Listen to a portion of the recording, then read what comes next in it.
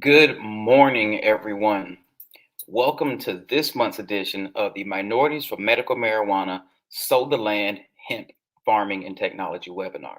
I'm your host, Stanley Atkins II, also known as the Canamedic, and your National Director of Hemp Farming and Technology for Minorities for Medical Marijuana. Has anyone noticed the rising price of building materials? I'm sure you've seen that the world is looking for sustainable sources for eco friendly buildings. Well, today's guest is a special guest from that aspect of the hemp industry. So I know when it comes to industrial hemp, a lot of us get focused on CBD and CBG and the other different things. Well, today's webinar is very special. I know we've got a lot of inquiries in regards to some of the other uses of industrial hemp. Well, today I'm being joined by Mr. Jacob Waddell.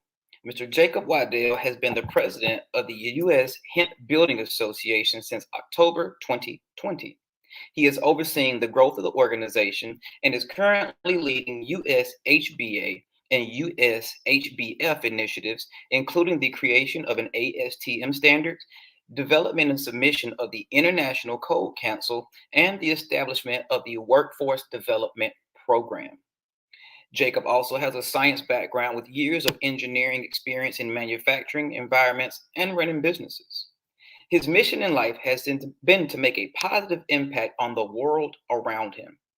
This sometimes manifests itself as empowering people around him to reach greater heights, and other times has seen as a relentless drive to accomplish tasks that make a difference and to achieve things that he sees as important. A natural leader who believes that a team makes a difference and carefully analyzes situations to achieve success. He believes in win win agreements and holds honesty and kindness as important values. Well, this is all important because today's episode, he's coming to us to talk about the future of hemp building materials. This is a growing subject. We know that a lot of builders, a lot of developers are noticing that the lumber prices and the rise in the price of building materials is really putting a damper on a lot of work. So, without further ado, welcome my guest, Mr. Jacob Waddell from the US Hemp Building Association. Good morning, Jacob. How are you? Doing well. Good morning, Stanley. Well, thank you for joining us. I hope you had a great morning, and I hope the weather is treating you as nice as it is here in Georgia, up there in Tennessee. And I want to again, everyone, Mr. Waddell has been doing some innovative things in the hemp industry. One of the reasons that we don't see more hemp building is because hemp is not even approved in national standardized building codes. So, for those who may know commercial, residential, and even agriculture development, everything in America takes a code, ladies and gentlemen. Everything has to be approved through a process. Well, with engineers, scientists, and even our government seeking eco friendly solutions to buildings, to pollution, and even to bioplastics, hemp could potentially be the future of these products. There is so much more than growing hemp for CBD and for extraction that we really want to take a medium dive today into where we are in industrial hemp, where were we, and what the future holds for industrial hemp. And so, without further ado, we're going to go ahead and get into the hemp brick and mortar of the situation. So, Jacob, one thing I want to ask you is could you tell us? I know I gave you a brief bio, but tell us a little bit more about yourself and a little bit about your background. Yes. So my education's in material science and engineering. I actually got my master's at Georgia Tech there in Atlanta. Um, and so my background is understanding the chemical interactions between materials at a molecular level and how that changes the behaviors and the mechanical properties. This is important in this field in particular because as I tried to do a deep dive into how I could make a positive impact or do something that's worthwhile with my time on this earth, I realized my skill set matched this industry. We have a product, we have a range of products that has been the development has been stunted for like 70 or 80 years because of some laws that don't make a lot of sense. So now we suddenly have access to this new material that can be developed and engineered, and giant advances can be made. So for me, that's kind of what drew me to this industry. And I also try to use my management background that I've had working in manufacturing, most recently in the automotive field, um, in order to try to use those ideas in this industry and kind of grow it to a more corporate level. I see that when you say grow it to a corporate level, I know exactly what you mean with that. A lot of the projects that we've seen with hemp pilot programs, it's really just been people who had a niche for creating something new. That a lot of time there's no standardization of their work. A lot of them didn't even keep recipes for their mixtures and the things that they were making. They were just kind of, arts and craft, DIY, trial and error. So I really want to thank you for taking that progressive approach with your association to really professionalize one of the oldest forms of building that is known to man. Hemp structures have been around for hundreds, if not thousands of years. And it's time that in order to take us forward, we may have to take a trip back with the science and technology of this amazing plant. So that leads me into my next question, because I know we're going to have a lot of questions today. What interested you in the industrial hemp space and creating hemp byproducts for manufacturing? What was the key driving focus for you?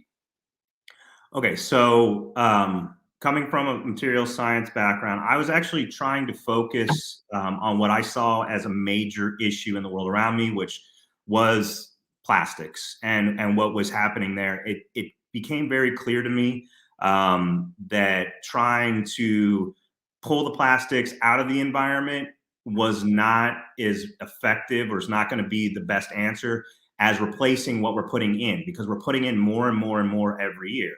So Mhm. for me, seeing industrial hemp as alternatives to that, not only like bioplastics and plastics in that form, but when we talk about building and construction, there's a lot of petroleum products that go in it. Sure. And that has not only an environmental effect, but a health effect on the people that live in those buildings. So for me, when I saw those things, I thought the most effective thing I could do was to help develop this industry. Wow. And you see, ladies and gentlemen, the thing about hemp technology and engineering in general, you don't create a solution and then go looking for a problem.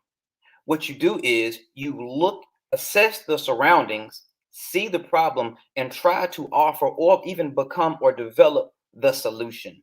As Jacob stated, microplastics and plastics are completely destroying our atmosphere. It's non-biodegradable. Jacob and I had a conversation talking about everything from the ocean to land to lakes. So we really want to take a progressive approach because we're already behind the eight ball, ladies and gentlemen. And when I say behind the eight ball, think about a game of pool.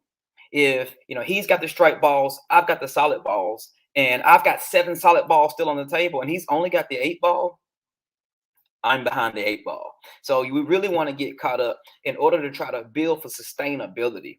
So my next question is, what exactly is the US Hemp Building Association, and what is the primary role in this of this organization? For those who may not know, for those who may not have ever heard of the US HBA, what is the US HBA, and what is the primary focus and the role of this organization?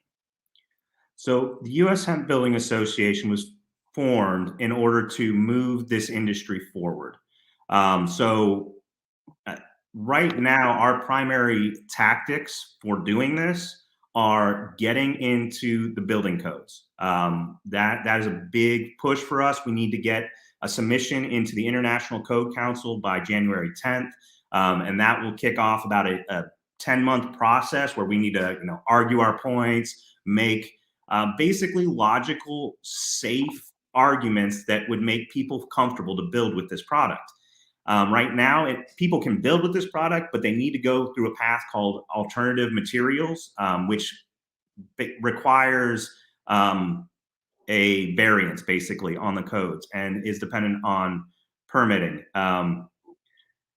The other things we're doing that are primary are education. So things like this, conversations we're having today, are what we need to be doing, because we need people to be aware of this. The key is that there's going to be a certain percentage of the population that is going to make environmental and health aspects, which are what these materials really offer you, primary points to their decision making. In order to increase the amount of people using this, we need to increase the knowledge base and the people that know that this is an option, and it's an easy option, so that they'll actually use them. Right now, we have the percentage that people will accept and a small population that knows about it. So for us, we believe that increasing that population and having more people educated and knowledgeable that this is what they could use to build their next house, or this is what they can put in other than those chemical laden products, which are slowly poisoning them. You said, right, microplastics in rivers, lakes, oceans, it's in your blood. It's in your body. And that's really the things we need to be worried about. So healthier ways of living. Absolutely. So, ladies and gentlemen, if you don't understand what he just said, which I'm sure you do, but if some of that was a little bit much for you to try to digest right now, the purpose of their organization is to really standardize having hemp approved as a standard code for building construction in the United States. Again, there are ways that you can build with hemp currently, but as he said, it has to come through the alternative route and alternative materials route. Outside of that, their work is to push for this to be accepted, standardized across the board nationally. This is important. And one of the reasons that this subject is so important to me, I live in the South. I know you're up in Tennessee, so we're both in the South. And I'm from an area where there's a lot of underserved communities, and housing and electricity is a big problem here. Insulation and the efficiency of the homes. So we have houses that are single family, 2-bedroom, 1-bathroom houses, ranch style houses, and their electricity bills at some of the places are $600 a month. You have places in America where people don't even pay this for a mortgage on a foreclosed home. So we have people paying sometimes more than they pay for rent for electricity. Why? Because these houses and these buildings are not energy efficient. The energy efficiency that's brought forth by hemp really supersedes everything in our environment. As he stated, look at the siding on your house. That's a petroleum-based product. These products are non-biodegradable. So when a house catches on fire, where do you think all that plastic and all those byproducts go? They eventually end up in the ground or in a landfill on the ground. So thank you so much, Jacob, and we appreciate that. My next question for you is, what exactly is industrial hemp?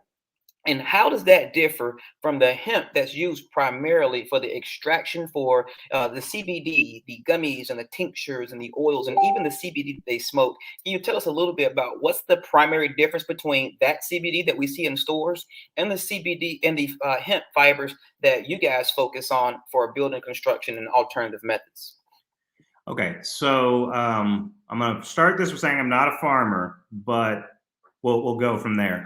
When you talk about the genetics, you're talking about cannabis sativa. It's the same base plant, but the cultivars are extremely different.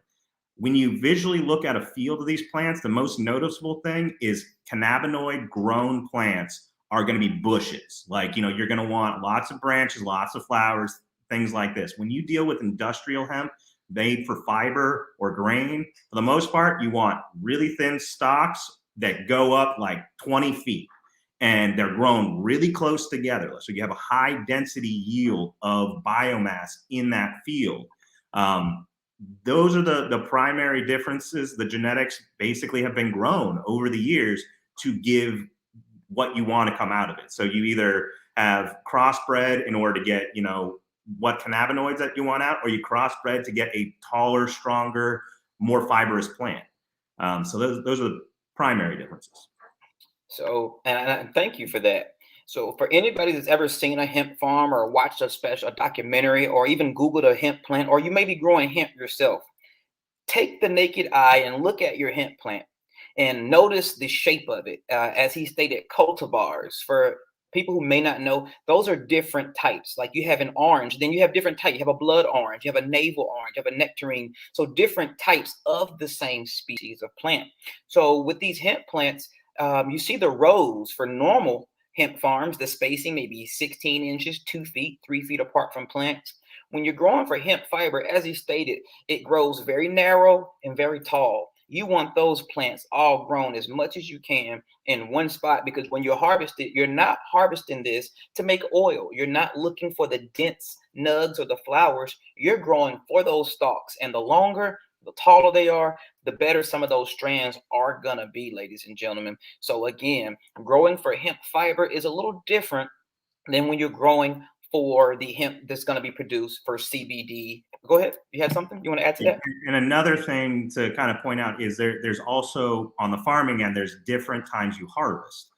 So of course, for cannabinoids, you want them fully flowered, and to that point, like for fiber, you actually want to cut them down before they flower, because you start getting a degradation of the fiber as they start flowering and putting the energy out to reproduction. So yeah, that's just another little detail, but otherwise great. Thank you. So, ladies and gentlemen, more diamonds, more gems. I really want people to take notes today. What you see popping up in a banner, the questions. If you have questions, please feel free, jump in, ask your questions. We have one of the industry leading specialists with us here today, and he's here to provide you information, ladies and gentlemen. This is a lot of information that it's hard to find other places, and this is coming from a reputable source. So that leads me into my next question, and we're going to get to the audience questions as the show progresses. What are some of the type of structures and materials that can be made using the industrial hemp fiber and byproducts? I know people know that you can make some paper, or you may be able to make some clothes out of it, but tell us a little bit about some of the actual physical materials that are being engineered and being produced from hemp fiber byproducts. All right. So there are a couple different things out in the market that you can get now. The Hemp Crete, I'm going to go into a little bit more detail at the end of it in 30 seconds. But two other products are Hemp Wood, which is like a wood alternative. They have flooring. You can make furniture out of it. You can make duck calls and pens and beer taps. Yeah, just like that. That's made currently in Murray, Kentucky. So it's here in the South. They're expanding and growing their company and the supply of that into the market. You also have hemp bat insulation that had been used in Europe for years now, and they're just starting to develop domestic manufacturing of it. And there's some great research that's being done, including government funded research in Oak Ridge National Laboratory by a company called Hempitecture. They're based in Idaho, but they are having a presence in the South. They're opening up a distribution center in Knoxville, Tennessee. So they're coming down here as well. I'm really proud about the development that we've seen in the South, and I think it'll be good moving forward. Now, Hemp Crete is an extremely complex conversation. It is the most traditional form of using hemp in building materials. There's different ways you can apply it, from spray applied to cast in place to blocks. Blocks and precast are a way to deal with, honestly, there's pros and cons for all the different types, and it is an extremely complex conversation. I don't know if you want me to go more into that now, but it is the most popular and the most widely used internationally product. So do you want me to go into this? Sure. So tell us a little bit about, because I've done some research myself. I've been to some events here in Georgia where we kind of messed around with some hemp plaster, but just briefly, because I know you have different densities. You know, you have different uses for a hemp brick. The same that you're going to use for a load-bearing wall may not be the same mixture you're going to use for a fascia or for something, a wall or something like that. So tell us just briefly a little bit about the different levels of hempcrete, because I know to the lay person, I get a lot of questions about this, and the average person just thinks, oh, you just kind of grind up a bunch of hemp, you mix it with some water and a little bit of lime, and it's a house. So tell us just briefly a little bit more in depth about hempcrete and what you guys are doing to really push that forward. Okay, so I'm just going to start this. I am a scientist, so this is where my brain goes here, and it could go off a little complex or whatever. But what we're doing, and this is a big part of what we're doing currently in the organization, is we're trying to clarify this. so everyone understands you have some basic ingredients. The ingredients being the hemp, and then you have the binder, and then you have the water. Now, all three of those can be variable. So your hemp herd specifications is a critical thing because different size hemp will give you different end properties. Your binder is probably the most influential thing on your performance of your material. You can have a binder that makes it stronger. You can have a binder that makes it a higher R value. And then water is not been developed so much in this industry, but especially additives to water are a big deal in the concrete industry and other industries that react with like lime and cement. So we know that's coming. The other aspect of it is how you apply it. So there are, I kind of call them into three different things. Precast, which can be blocks or paneling. This is made in a manufactured facility. You know, it's more controlled. You have more details that you can deal with and, you know, make uniformity. The next one is kind of a newer technology, which is spray applied. Basically, you have a gun that shoots out your Hemp Crete mixture onto a wall. This makes it a very fast delivery and really helps with labor costs. Now, the most traditional form is cast in place. Cast in place, you know, you make the mix in a mixer, you take it, you have people hand pack it in there, and then you pack it down, you tamp it in. So all of these, the biggest impact to your performance has to do with your density. Now, your materials can affect your density, but also your application method. So if you tamp it more in the cast in place form, you'll have a more cohesive material, but you'll end up with less air gaps and things that increase the R value. So even that slight change can have a big effect on your performance. So it becomes very complex. And that's why with the ASTM standards we're building and the ICC submission we're making it very clear that people have to report those and have to have test samples that match your on-site in order to have tests that are equivalent or will produce equivalent results.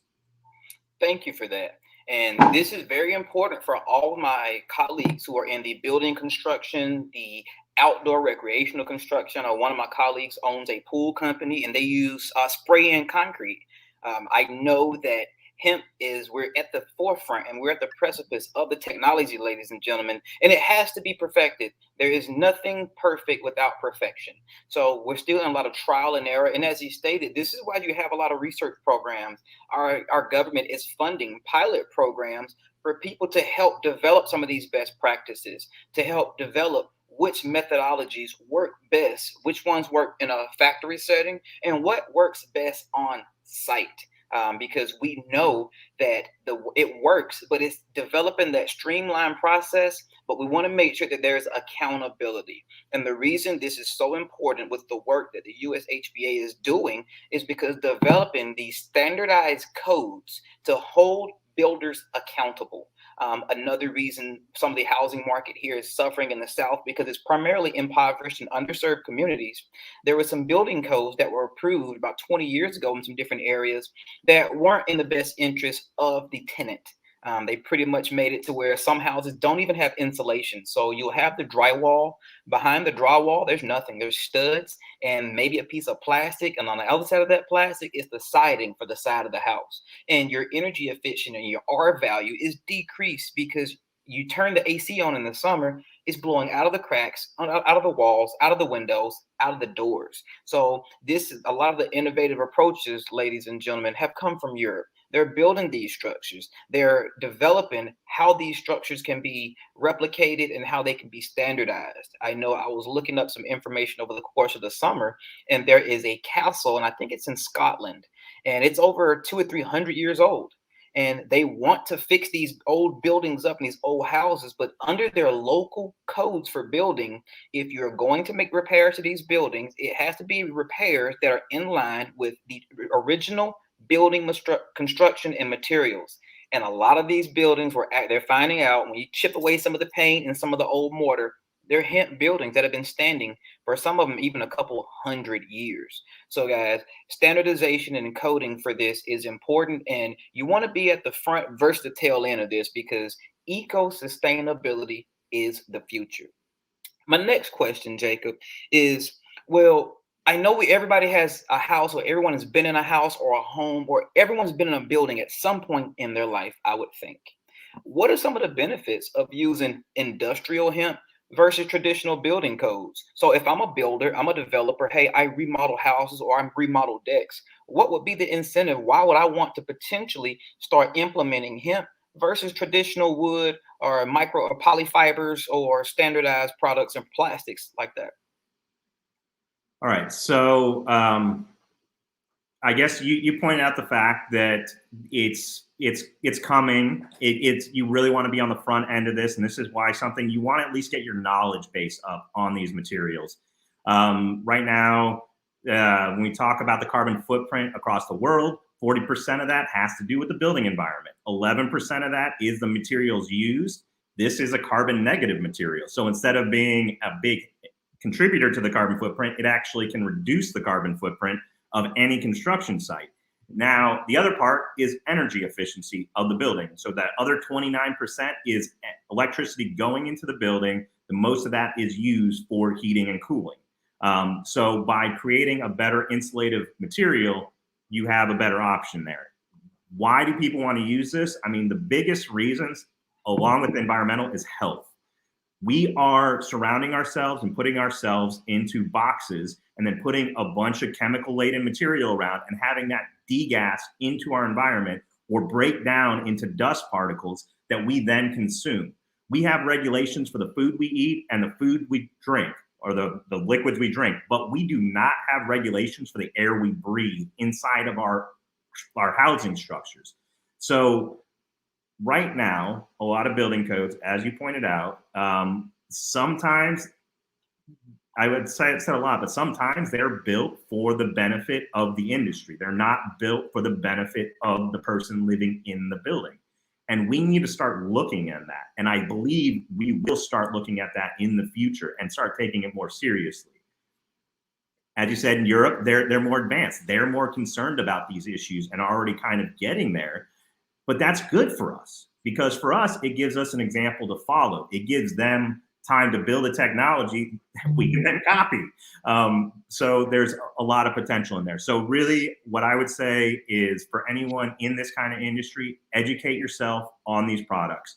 Use them as a product in your portfolio that you can offer to people. Try to figure out the data that shows them, yes, these are the properties of this material. You'll have this health effect, this environmental effect, this cost effect. They'll have to decide which is most important to them. But as we move forward, our expectation is there's going to be a larger population that starts going, okay, I can deal with a little more cost if that means I'm not going to have to pay medical bills in the future, or I'm not going to have to deal with other consequences for this cheap material. Underserved communities and affordable housing is the worst situation. They've used the cheapest materials, the most chemical laden situations. That is where we can make the most progress.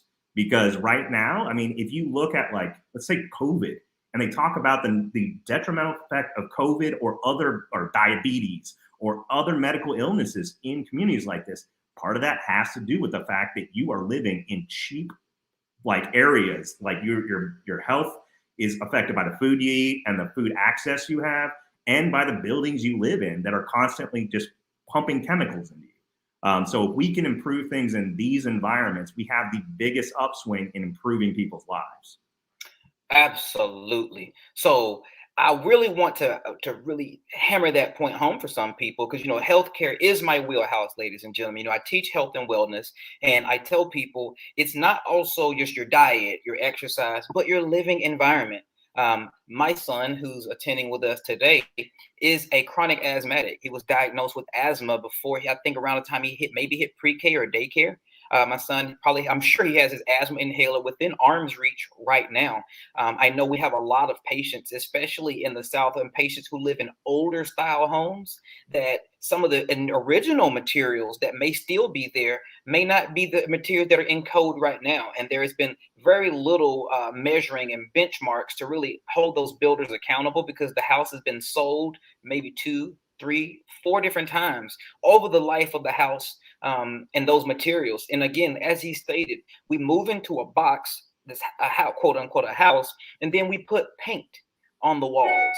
A lot of times we have older buildings that have even some lead-based paint still around the country and asbestos. So, ladies and gentlemen, building with hemp actually is eco-friendly, but it's a health benefit as well, because the pores, as he stated, the mixture of the hemp determines how much air can go through. And these build, imagine your building not only reducing carbon emissions into the atmosphere, but also creating a healthier living environment for you, for your loved ones, and for your pet. Let's not forget the pets as well. Okay, so you said something that I want to clarify because I don't want to give a misconception. When you build with hemp, you put lime plaster or other barriers on either side that makes it makes it air impermeable. So it's not air permeable. So those air gaps are kind of like when you have a puffy coat. You know, like the outside of the coat keeps the air from going in and out of that coat, but those spaces that are caused by the puffy coat is what gives you the insulation. So there isn't air passing through, and that's very critical when we come to performance of houses. There's one thing, and this I know this is on the questions, but it's an important distinction: is vapor permeability versus air permeability. Air permeability is when molecules move between one area to another due to a pressure differential. So you have a wind and it blows through, or you have, a pressure difference from the inside and the outside of your house, and so there's airflow. Vapor permeability has to do with diffusion through the material. And so that means like a water molecule or a CO2 molecule can travel through the interstitial areas to get into and out of your house. And it's caused by differences in concentrations in and out of your house or in and out of the wall. It's just important because a lot of people, this is a high performance material, and a big part of high performance houses right now is air permeate or not being susceptible to transfer of molecules because of air pressure. Absolutely. Thank you for that. I appreciate that. So, ladies and gentlemen, remember some of these terms. If you may not understand some of the things, make sure you're taking notes. Everyone has access to a pen or a paper or even your cell phone. Create a little checklist. Find some things that you want to look up to begin to educate yourself on these products, because in your state, you may be able to launch a pilot program. And I really want to thank you again for clarifying that for us, because, ladies and gentlemen, some of the key attributes that we've learned about hemp is that it doesn't burn down. If your house catches on fire, it's not going to burn down and melt to the ground. It's not going to, when it floods, you're not going to have the same problems with mold, with fungus, and getting that water out. So for a lot of people who live up in the north where they have more basements, I know flooding is a major problem. And once you get the water out, your wood, that foundation has been damaged by that water. A lot of times people have different types of mold, fungus, and bacteria that grow. And using hemp and industrial hemp byproducts could potentially be a strong option for those builders for the long-term sustainability. We got a couple more questions here, and then we're going to get into some of the questions from the audience, because I see we got a lot of questions popping up right now. So what are some of the cons? I know we've talked about the pros. We've talked about what it can do, what it does do, and the US Hba is really pushing for these standardized codes to help us advance this industry. But for every pro, there's often a con. So what are some of the cons of choosing industrial hemp as a building source material? And why don't we see more hemp structures currently within the United States? Okay, so my background again is material science and engineering. There's going to be pros and cons with everything. You basically need to make a list and compare two things. There is no miracle material. The cons right now, like, it depends on your application. So, for instance, if you want something structural, building with hemp doesn't make sense unless you deal with a binder or something else that creates that structural strength. The hemp, as we currently know when we talk about Hemp Crete, is based with lime, and lime is not as structurally sound as cement. So there's differences there. Cost is an issue right now, and it's kind of one of those, and this is such a common term, but I'm going to say it anyway. It's a chicken and the egg thing. It's like, in order to get costs to come down, we need to get it to economies of scale. But how do we sell enough products to get to economies of scale unless the cost comes down? And that's kind of a situation we're in. So, it's going to be slow going, especially if people don't understand the other benefits of it, if cost is their primary deciding factor. Once people can really get a full understanding of the health and the environmental benefits, and especially if things like, carbon credits, or that comes into a situation where the environmental impact of the building you're making actually has some financial impact, that's how we're going to get forward. That's how we're going to move this forward and go, okay, maybe cost isn't such a big deal. And then we'll get economies of scale, and we'll get to a point where it's cheaper to make.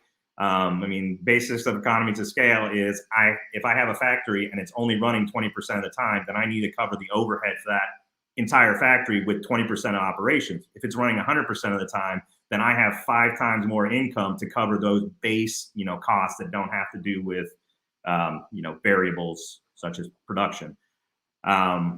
So yeah, I would say the biggest cons right now depend on your application. I think understanding it properly is how you'll use the proper material for it.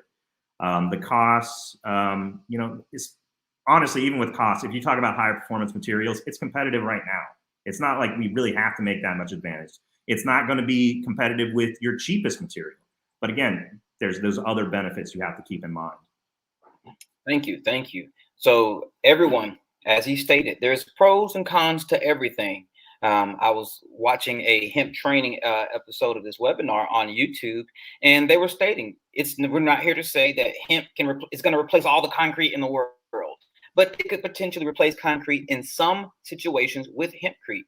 I know I've seen where one team that was building a structure, they were doing I think it was a 10 or 12-inch foundation slab. And what they did was they did the first 8 inches or 9 inches in Hemp Crete, and they did the top layer of concrete. So from the naked eye looking down, it was Hemp Crete. It looked like concrete. Oh, wow, they got this huge concrete slab. But when you look at it laterally, like once you cut into a cake, you could see the 2 different transitional layers of Hemp Crete and then concrete. So thank you so much, because I really want to see this take a foothold in America and to really start with this. So I'm going to get some of the questions. Here we have one from Eric Range. How are the industries that are threatened by hemp building materials posturing towards the industry, i.e. concrete, lumber, and some of like the fuel-based or petroleum-based products? I think they don't even know we exist. I mean, they might be aware that we're around, but we're so small compared to those industries where I don't think they're making much reaction to us right now at all. If they are, this is what I tell them, and what I would tell anyone that has any defensive reaction is look at this industry as a possible future for yourselves. This is comparable to what happened in energy. We were fossil fuel based, and then suddenly it became, renewable energies is the way to go. And now you see fossil fuel companies hedging their bets on their futures with renewable energy. That's the way the construction industry really should be looking at this. This is probably going to be coming down the line. And just to cover my bet, I should learn more about this and start developing my technology to include these eco-friendly products like hemp, so that I'll be ready for these changes that will happen. If we assume that we might even go half as far as like France at this point, there might be regulations that require that we use natural building materials. And if that happens, they need to be ready. Right now, posturing, like I said, I don't see a lot of it. You'll have different conversations. There might be a person or so, but as an industry, I think we're still so small that they're not even paying attention. Thanks for that breakdown. I see we have a question from one of my followers here, Mike Diesel. Does anyone want to work with indigenous Native American-owned hemp company and grow hemp on sovereign land? We are working towards this plus much more. Please feel free to reach out. I do remember that earlier in the chat, he put that Native American land that is deemed sovereign Native American land, they don't operate under the same building code. So potentially starting a pilot program or a project on a Native American owned land could be, one inlet for developing some of these best processes. What are your thoughts on potentially working with some structures on Native American owned land in America? So we are creating a workforce development program. The goal of that program is to help teach underserved communities how to build with this. So not only can they build structures in their own environment, but they can also start their own businesses in this new nascent arena and actually be ready when it starts scaling up. Right now, we have a project that's in a Native American community in Alabama, and this is like our pilot workforce development project. It should be happening in November. So we are definitely pro and trying to push forward the use of this material in indigenous communities. And there's actually a lot of movement in that way beyond us. Like, we have one program, but I hear about like half a dozen around the country where there's other projects. So Mike, this is very possible and definitely something. I don't know if you guys want to flash up our email or whatever, but you can reach out. We're trying to figure out what our projects are for next year. I think we're going to try to do like half a dozen. So send us any information on projects, especially in, like BIPOC communities that might want some help, and we'll see what we can do. We'll try to coordinate the different pieces. We'll try to find, the right supplier for you, the right trainers, because the goal of our program really is to train professionals that want to do this for a living, or at least have this as a tool in their tool belt as an option when they're building projects. Absolutely. And I really want to thank you for hitting on that workforce development. So for anyone who may not fully have a comprehension of workforce development, what he's stating is that the US Hba is working to create projects and initiatives so you can actually have training to be able to work with these structures, build these structures, and you actually have create potentially certification programs that say, hey, this person right here is a trained hemp builder. They know about the aspects of mixing, combining, and actually building these structures. And as he stated, the BIPOC, which is the Black Indigenous Persons of Color, represents a vast majority of our population. These skills and job trainings are needed. A lot of people have walked away from traditional building because of the increased price. Houses are being built cheaper and falling apart quicker. Why not create something more sustainable? I see we have a question here from Fred Swan, and it states that does the US Hba do any state level lobbying? Okay, so we are not a lobbying group ourselves. We will be needing to do some lobbying and work after we get into the ICC building codes to try to get into building codes and permitting in different states and different counties. But we are involved in groups that do lobbying. We're happy to be part of the National Hemp Association Standing Committee of Hemp Organizations. And that is made up of a bunch of different state organizations that are doing lobbying and pushing a lot for different regulations when it comes to the cannabis plant. We're also members of the US Hemp Roundtable. And, so we are involved in lobbying, but that is not our primary focus. We believe in working in communities of organizations and, letting people focus on what they can focus on. And for us, it is how do we get buildings to be realistic? And then we support our friends, our other organizations, and say, you do your job, and if you need us, we'll be here. Thank you so much for that. So, ladies and gentlemen, they don't do lobbying, but they work with a collective of different groups, and each one has their niche. I saw that we had a question from Eric, and I'm going to tie it into his next question. Potentially, how long before we see products, hemp-based wood products, and building materials at Lowe's and Home Depot? And how expensive is it to get hemp building materials right now in the United States? Okay, and actually, these are extremely related. This is kind of an economics conversation and a building strategy conversation, or a business strategy conversation. To get into places like box stores like Lowe's and Home Depot, you basically have to have the setup where, they're making a large chunk of the money. And plus you have to be below a price point that they demand, because they have a distribution network that needs to get paid as well. So when you talk about trying to get into like a Lowe's and Home Depot, you'll get, maybe 30 to 40% sometimes that low of whatever the sale is. And then they, again, have sales that they want to be, their price is competitive with other things in the market. So that's part of the situation. Until the price comes down overall on the cost of hemp materials, it's going to be really hard to break into those markets, except potentially with some niche products. Like you could really, again, taking a price hit, get things like blocks in there and maybe even bags and mixes in. I could see in the next 2 or 3 years. I think we could get there. But it will be, you could make more money if you didn't sell it to them. So it is price wise right now. And it's hard to say. Things are fluctuating constantly, especially since the majority of building materials for like Hemp Crete are coming from overseas. And I think it's something like 60% of those costs end up being transportation costs when you get down to it. So that inflates the price. So as we change it, it's going to fluctuate. Right now, it's competitive with high performance materials, which is really what it should be compared to. So we have a high performance material that can have a giant price drop once we can get through some of these domestic issues, like having our processing set up and having distribution networks set up. I can't actually give you numbers though. Sorry. Okay, thank you. And I saw that Samaj McMillan stated, can you give an example of a company that can do this type of work that's currently doing some hemp work? Absolutely.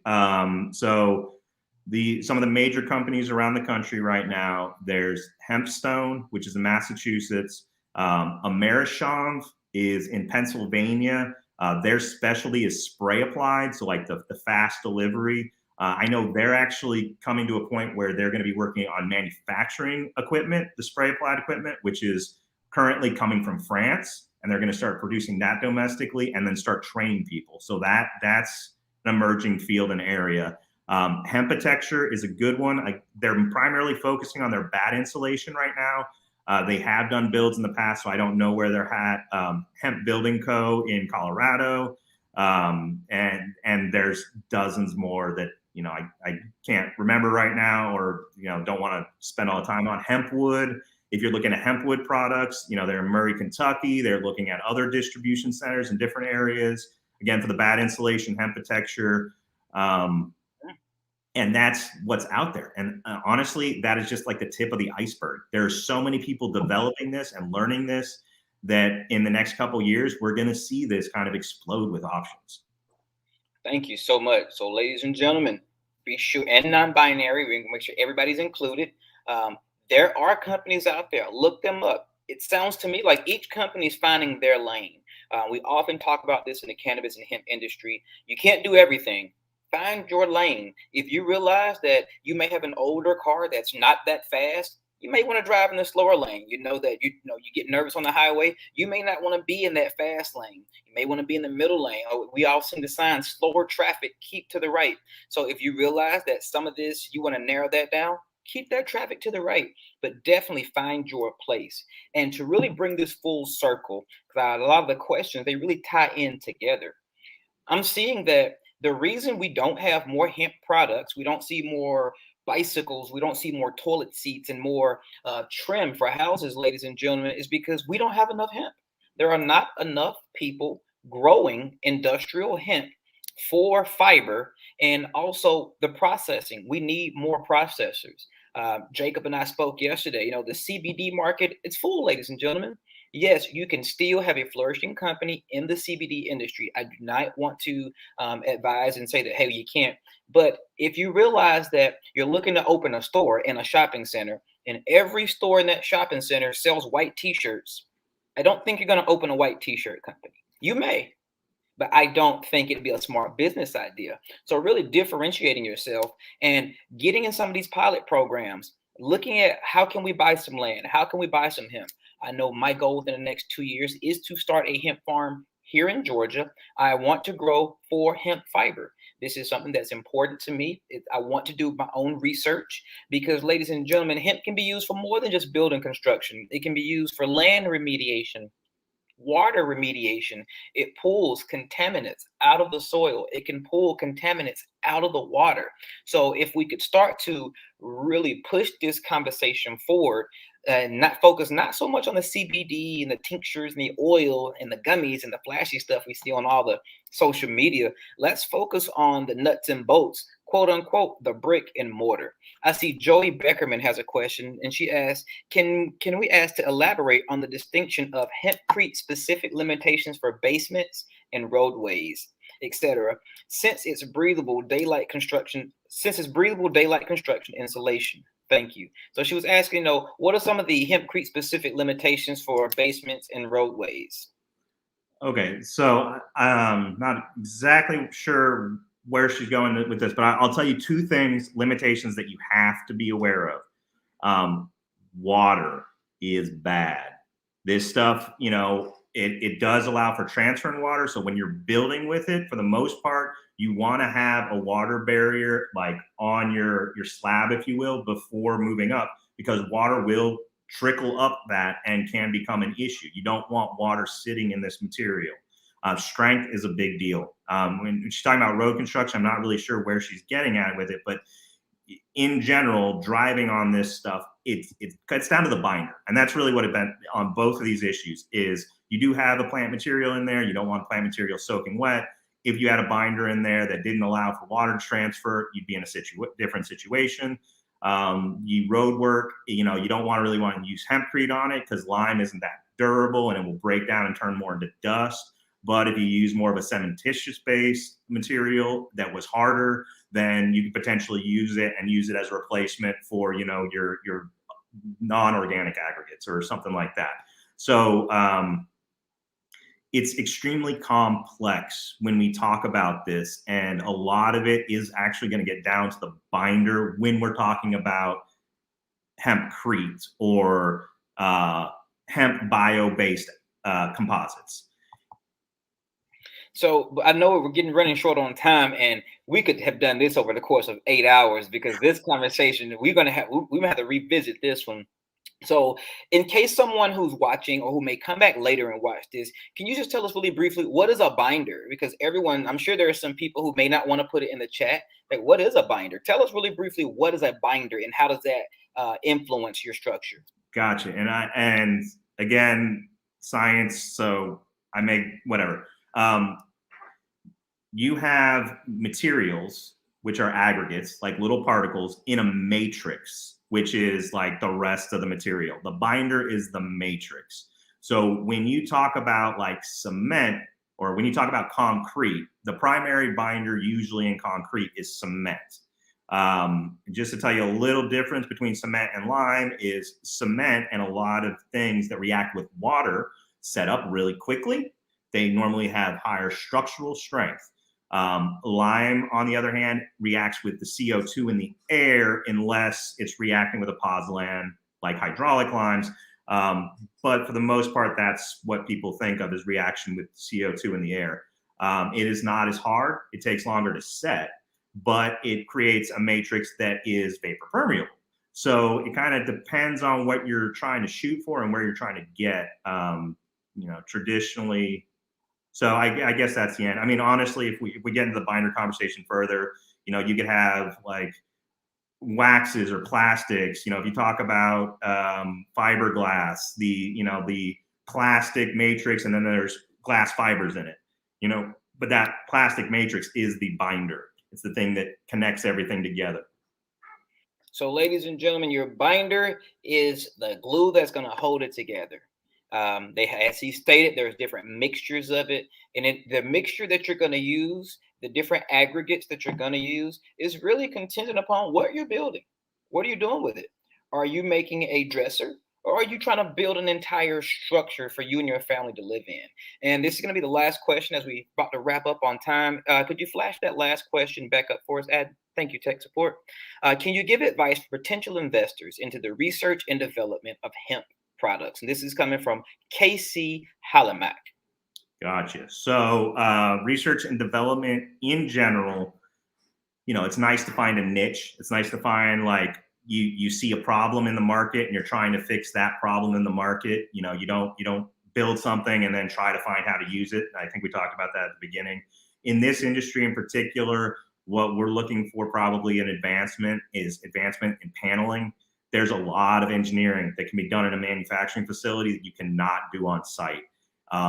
And there is one of the drawbacks and one of the cons of building with Hemp Crete in a spray applied or a cast in place is it takes a long time to dry.